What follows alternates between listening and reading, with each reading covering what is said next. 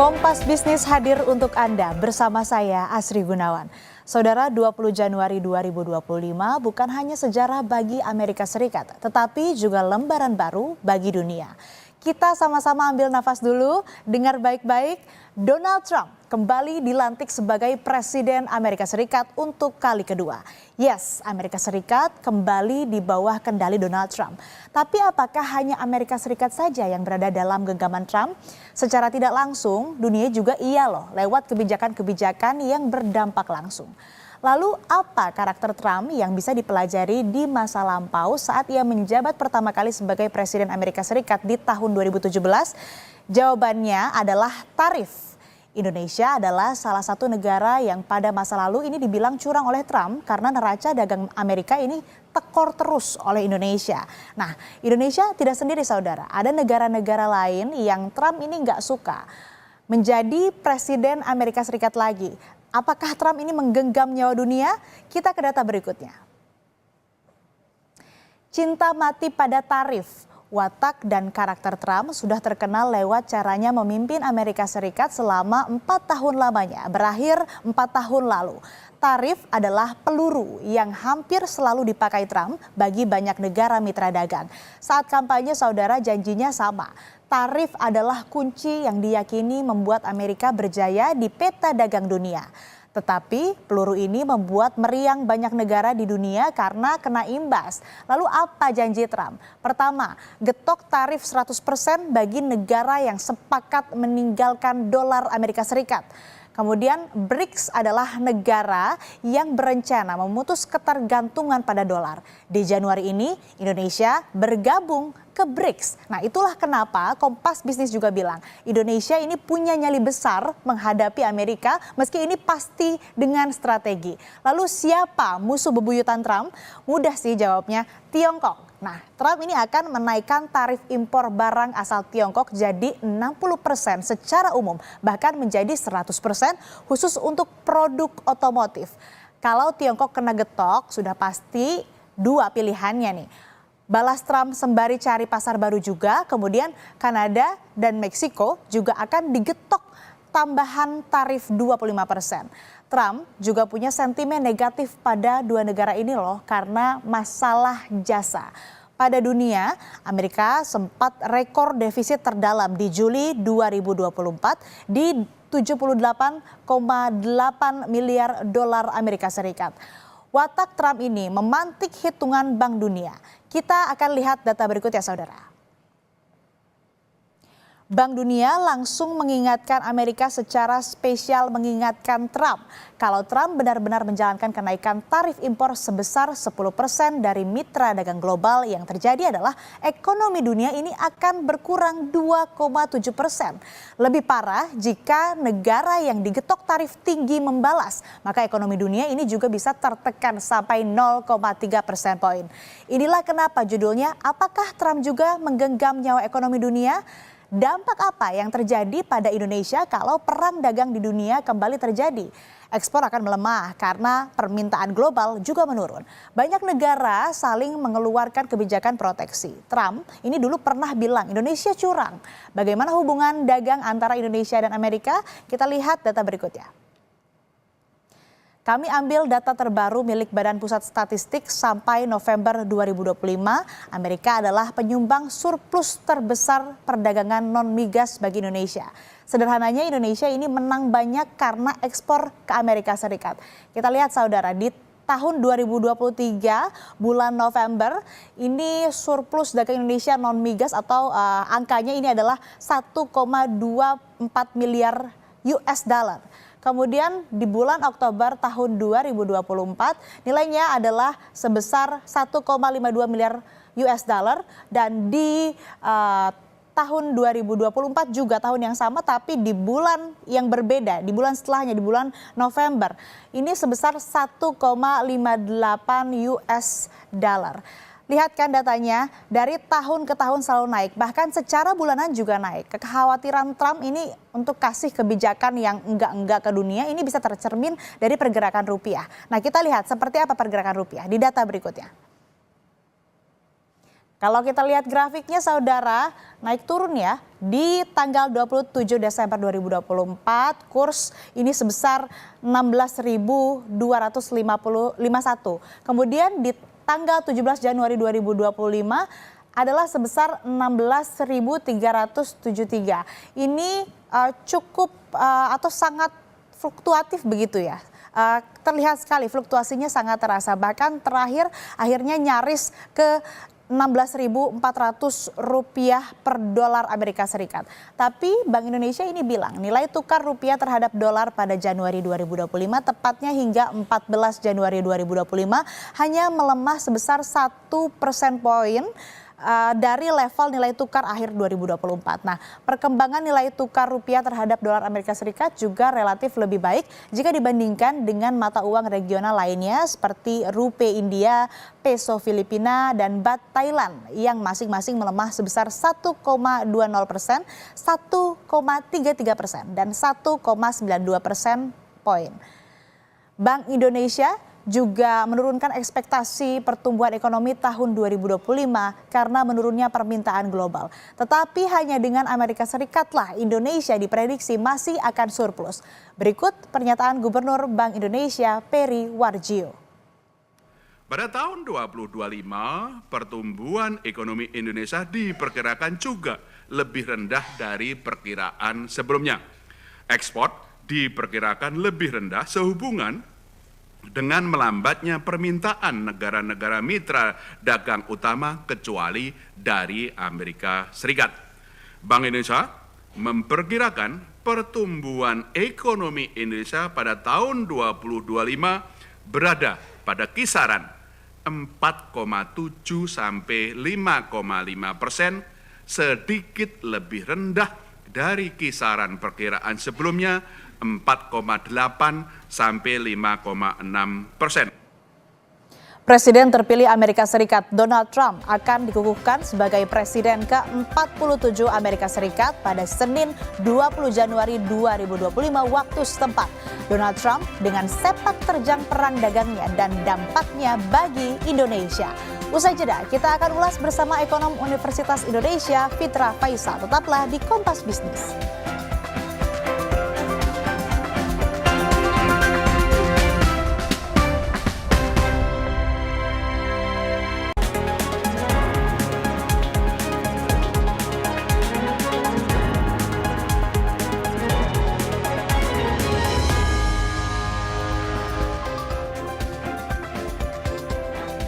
Presiden terpilih Amerika Serikat Donald Trump akan dikukuhkan sebagai Presiden ke-47 Amerika Serikat pada Senin 20 Januari 2025 waktu setempat. Donald Trump dengan sepak terjang perang dagangnya dan dampaknya bagi Indonesia. Kita akan ulas bersama ekonom Universitas Indonesia Fitra Faisal. Selamat pagi Mas Fitra, apa kabar? Selamat pagi Mbak Asri, kabar baik. Mas, ini kan Trump kembali jadi presiden. Bank Dunia ini menurunkan prospek pertumbuhan global kalau perang dagang ini atau perang tarif kembali pecah. Nah, jadi gimana nih proyeksi ekonomi Indonesia di tahun ini? Di angka berapa, Mas Fitra? Ya, kalau dalam tafsir Protagorean, hidup itu kan relatif ya. Kalau kita melihat perspektif Trump itu juga pasti ada risiko dan peluang. Untuk Indonesia sendiri sebenarnya kalau kita melihat pertumbuhan ekonomi di tahun ini, tahun 2025 ini masih cukup resilient ya. Masih bisa di atas 5%. Kita atau forecast teknikal kami itu masih menunjuk angka 5,05% ya. Dan bahkan bisa 5,1% kalau memang pemerintah mampu untuk kemudian mengelola fondasi ekonomi domestik dengan baik. Tetapi tentu ada peluang juga untuk kemudian itu anjlok di bawah 5% karena sudah ada beberapa lembaga di internasional ya, tidak hanya World Bank tapi juga ada beberapa lembaga yang lain seperti misalnya Nomura, dan saya juga melihat Fitch Rating yang mana itu mengekspektasikan ekonomi Indonesia itu 4,9%. Nah, jauh di bawah target pemerintah yang 5,2% di tahun ini. Nah, salah satu pemicunya tentunya juga guncangan global ya yang bisa jadi disebabkan oleh Trump. Karena ketika Trump terpilih ya semenjak dari bulan November, kita sudah melihat tekanan demi tekanan ya terjadi di emerging markets. Bahkan foreign fund sekarang posisinya adalah sudah menganggap bahwa emerging markets ini menjadi lebih berisiko dibanding sebelumnya. Nah, ini adalah tantangan-tantangan yang harus kita ambil atau kita lihat di jangka pendek. Nah, kenapa bisa seperti itu sih sebenarnya? Kalau untuk perekonomian domestik Amerika Serikat sendiri, sebenarnya di tangan Trump itu ada posisi untuk yang lebih baik di tahun 2025 ya, dengan Make America Great Again dan kebijakan-kebijakan fiskal ekspansif ala Trump itu pasti akan memicu pertumbuhan ekonomi di Amerika Serikat. Tetapi masalahnya ketika Amerika Serikat tumbuh, itu menyedot sumber daya dari emerging markets juga. Jadi foreign fund sekarang sudah melihat bahwa prospek pertumbuhan ekonomi Amerika Serikat sedang di jangka pendek ini itu meningkat ya, sehingga kemudian mereka mengambil alih ya kepemilikan modalnya di emerging markets, terutama dari sisi portofolio, kembali lagi deras masuk ke Amerika Serikat. Di sisi yang lain kita juga melihat bagaimana kebijakan-kebijakan ala Trump ini juga akan memicu inflasi. Nah, ini juga yang kemudian membuat the Fed itu sepertinya agak setengah hati ya untuk menurunkan suku bunganya di tahun 2025 ini. Dari sebelumnya ekspektasinya adalah 5 kali penurunan suku bunga, ini kemudian dari risalah yang kita lihat di bulan Desember kemarin, mereka masih sangat antisipasi faktor inflasi sehingga forecastnya untuk the Fed itu maksimum 2 kali. Bahkan bisa jadi tidak menurunkan suku bunganya sama sekali, melihat dari prospek inflasi dari Amerika Serikat itu sendiri. Dan pada akhirnya kita melihat kenapa rupiah ini tertekan, karena dengan demikian maka bond market di US kalau kita lihat semenjak dari bulan November itu yieldnya naik terus. Ketika yieldnya naik terus berarti ini kemudian memiliki semacam ruang sedot ya untuk kemudian tadi emerging market selain memang menuju safe haven US prospek pertumbuhan ekonomi tinggi, tetapi juga dari sisi return dari bond yield itu juga meningkat juga seiring dengan terpilihnya Trump. Ini juga kemudian memperparah ya kondisi rupiah. Nah, kemarin sebenarnya Bank Indonesia sudah memutuskan untuk menurunkan suku bunganya dan kita juga sempat khawatir bahwa ini akan mengacaukan prospek rupiah ya di jangka menengah panjang. Tetapi untungnya inflasi di Amerika Serikat kemarin masih sesuai dengan perakiraan. Tetapi tidak ada yang bisa mengantisipasi nanti apa yang Trump katakan ya di setelah inaugurasi ini itu yang bisa jadi memicu gejolak pasar. Dan tentunya yang sangat kita khawatirkan adalah bagaimana jika Trump kemudian memang betul-betul mengeksekusi ya kebijakan-kebijakan tarifnya ya terutama terhadap China, itu pasti akan ada disrupsi dari rantai pasok dunia juga gitu, Mbak Asri. Bicara soal kebijakan, sebetulnya apa sih kekuatan ataupun juga kelemahan kebijakan tarif ini sampai seakan-akan Trump ini seperti cinta mati begitu, Mas Fitra? Ya, berbeda dengan Biden dan juga Obama ya sebelumnya, bahwa kita masuk ke klaster Demokrat, mereka kebijakan-kebijakan adalah kebijakan-kebijakan yang sifatnya lebih multilateral. Bagaimana Obama dulu dengan Trans-Pacific Partnership dan juga Biden dengan Indo-Pacific Economic Framework, dua-duanya sama-sama kebijakan multilateral, tapi kebijakan yang sebenarnya juga ingin menandingi China, ya, tetapi secara tidak langsung. Tetapi Trump sama sebenarnya bagaimana stance Amerika Serikat selama ini semenjak tahun 2000-an awal itu selalu sama dengan China, yaitu ingin berkompetisi. Bedanya kalau Demokrat lewat jalur multilateral seperti yang saya sampaikan tadi, bagaimana Trans-Pacific Partnership dan Indo-Pacific Partnership Economic Framework itu tadi tidak melibatkan China, tetapi melibatkan negara-negara Indo-Pasifik dan juga negara-negara Asia yang lain. Artinya dia ingin berkompetisi dengan China. Tetapi Trump lewat jalur bilateral. Nah, senjata bilateral itu adalah lewat jalur tarif, gitu kan. Jadi ala koboi. High Noon. Jadi memastikan bagaimana negara-negara lain secara bilateral itu mampu untuk kemudian bernegosiasi secara keras dengan Trump.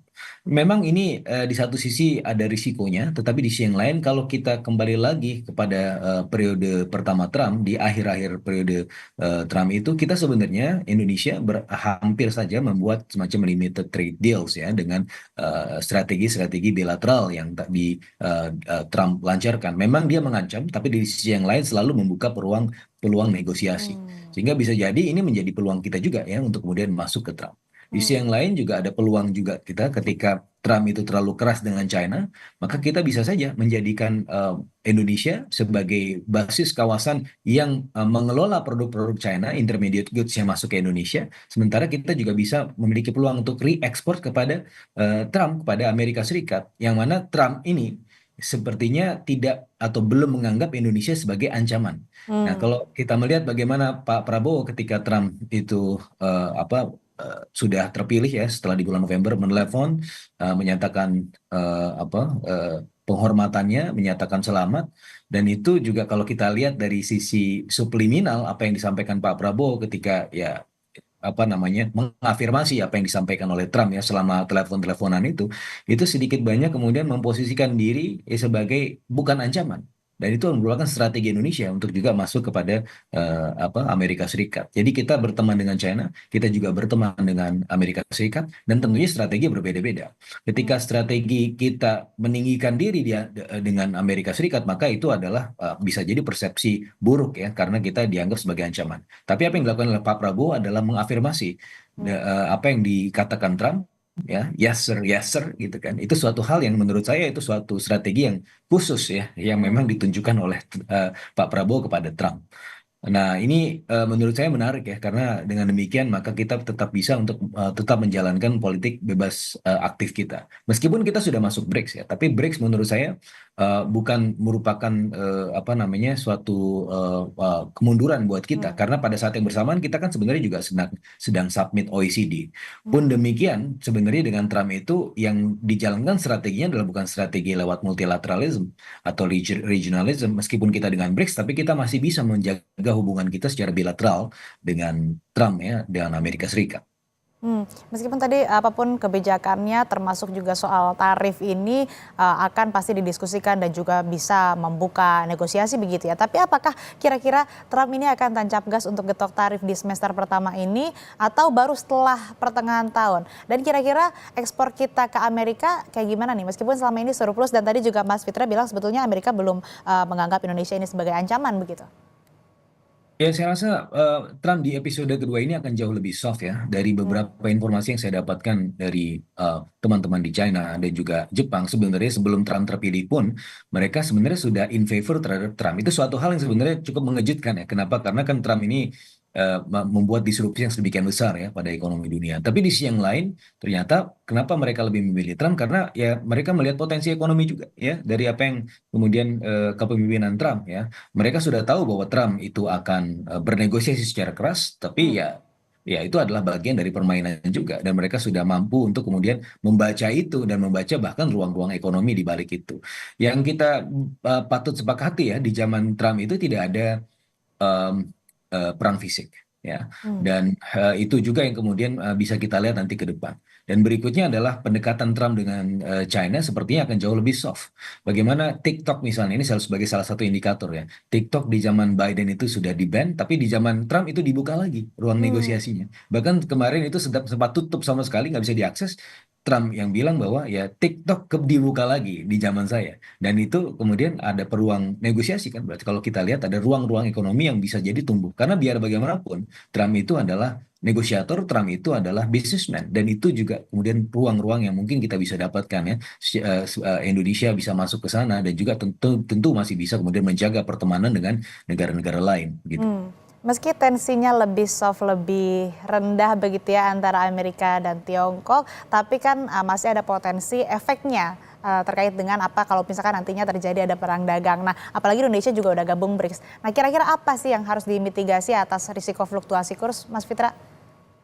Saya rasa yang terjadi adalah fluktuasi kurs itu bisa terjadi di jangka pendek, tapi di jangka menengah panjang mungkin akan terjadi semacam keseimbangan baru yang lebih baik begitu ya. Nah, di jangka pendek sebagaimana yang saya sampaikan tadi, karena persepsi ruang pertumbuhan di jangka pendek ada di Amerika Serikat, maka dana tersedot ke sana. Sehingga itu yang kemudian menipiskan ruang mata uang emerging markets ya, tidak hanya di Indonesia terhadap dolar Amerika Serikat, tapi rata-rata emerging markets itu memang terdepresiasi mata uangnya, karena memang sekarang sumber utama pertumbuhan ekonomi dunia itu bisa jadi berasal dari Amerika Serikat dengan kebijakan-kebijakan ultra ekspansifnya. Tapi di jangka menengah panjang bisa jadi dengan adanya ruang-ruang negosiasi bilateral yang melalui jalur perdagangan dan investasi, itu yang juga kemudian bisa menguatkan fondasi ekonomi di emerging markets juga di Indonesia kalau kita bisa menangkap peluang itu, sehingga kemudian volatilitas nilai tukar kemudian bisa tetap terjaga dengan baik, tentunya dengan ruang koordinasi juga antara Bank Sentral, Bank Indonesia dengan juga pemerintah ya, bagaimana juga menjaga target-target domestik itu tetap terjaga. Nah, ini semua kalau misalnya diselaraskan dengan baik, saya rasa masih bisa kemudian memandu ya pertumbuhan ekonomi kita di jalur yang dia atas 5%, ya bahkan bisa menuju 6%. Dan di sisi yang lain, inflasi dan juga prospek kemudian nilai tukar masih tetap terjaga gitu. Tapi saya masih melihat bahwa forecast kita ya untuk nilai tukar di tahun ini memang tidak akan masuk kembali ke 15 ribuan. Equilibriumnya adalah di 16.500. Tapi setidak-tidaknya ya yang paling penting adalah bagaimana menjaga bahwa nilai itu tetap stabil ya di antara waktu ya tahun 2025, 2026 dan juga berikutnya sehingga tidak kemudian menghasilkan ongkos-ongkos tambahan buat perekonomian. Karena tahun lalu salah satu sumber yang menekan ya industri kita adalah dari sisi ongkos produksi yang juga salah satunya dari volatilitas nilai tukar. Nah, ini juga perlu kita jaga ya di zaman post inauguration dari Trump ini. Oke, yang nggak kalah penting juga nih Mas Fitra, singkat saja. Kira-kira akan seperti apa nih nasib pasar modal atau bursa kita ini selama Trump mengendalikan Amerika?